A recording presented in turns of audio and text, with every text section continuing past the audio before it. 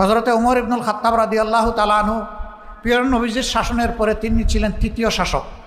দ্বিতীয় ছিলেন আবু বকর সিদ্দিক রাদিয়াল্লাহু তাআলা আনহু। তৃতীয় ব্যক্তি হযরতে ওমর ইবনুল খাত্তাব রাদিয়াল্লাহু তাআলা আনহু। তার শাসনামলে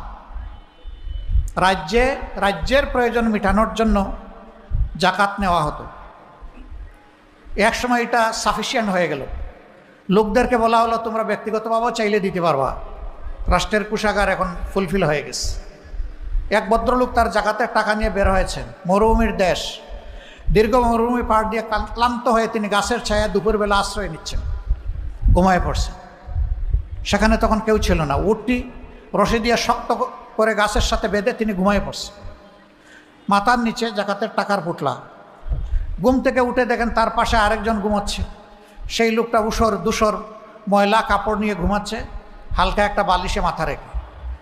তার অন্তর খুশিতে উজ্জ্বল হয়ে উঠল, ফুলে উঠল যে এতক্ষণে ঠিকানা পেয়ে গেছি, এখন ভার মুক্ত হতে পারবো। নিশ্চয়ই এই লোকটা অভাবী, তার চেহারা দেখে মনে হচ্ছে জাকাতের টাকা তাকে দিয়ে আমি মুক্তি পেয়ে যাব। তিনি বসে বসে অপেক্ষা করছেন। লোকটার যখন ঘুম ভাঙল, সালাম দিলেন। সে লোক বলল, আপনি? বললেন যে আমি আপনার মতোই আল্লাহর এক বান্দা। আল্লাহ বোধহয় আপনাকে আমার জন্য ফেরেশতা হিসেবে পাঠিয়েছেন। বুঝলাম না আপনি কি বলতেছেন। কয় ভাই, আমি কিছু জাকাতের অর্থ নিয়ে কয়েকদিন ধরে ঘুরছি, কিন্তু কোনো ঠিকানা খুঁজে পাচ্ছি না। কারে দিব, কে নিবে? যারে বলি হেই নেয় না। এখন আপনাকে দেখে মনে হয়েছে আপনার হয়তো বা কিছু প্রয়োজন আছে, আল্লাহ এইভাবে আপনাকে দিয়ে আমাকে সাহায্য করছেন, আমাকে মুক্ত করবেন। কয় ভাই, আপনার যে দশা আমারটা আরও খারাপ। আমি তো 15 দিন ধরে ঘুরতেছি, এই জন্যে আমার চেহারার এই অবস্থা।